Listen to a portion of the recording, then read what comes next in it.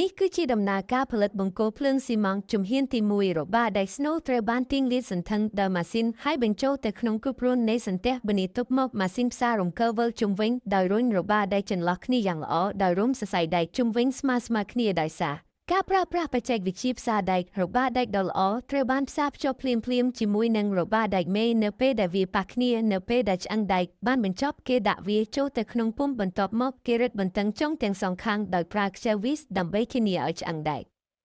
ស្ថិតនៅខាងក្នុងពុម្ពបានល្អពនាទប់មកគេចាក់បេតុងចូលក្នុងនៅពេលដែលចាក់បេតុងពេញគេយកគម្របពុម្ពមកបិទឲ្យជិតល្អបន្ទាប់មកគេយកបង្គោលទៅដាក់លើម៉ាស៊ីនបង្វិលកំឡុងពេលបង្វិលដែលមានល្បឿនលឿនកម្លាំងចាប់ចិត្តបានបង្ខំឲ្យបេតុងរត់ទៅតោងជាប់នឹងជញ្ជាំងខាងក្នុងនៃពុម្ពបន្ទាប់មកគេបើកគម្របពុម្ពដើម្បីឲ្យទឹកដែលលើហូរចេញមកបង្កើតជាសភៅឈរប្រហោងកណ្ដាលចុងក្រោយបន្ទាប់ពីដំណើរការរយៈពេល9ម៉ោងក្រោមជ្រុលនៃចំហាយទឹកបង្គោលភ្លើងស៊ីម៉ង់តដែលយើងឃើញនេះត្រូវបានបញ្ចប់ទោះបីជាវាមើលទៅប្រហោងក្នុងក៏ដោយ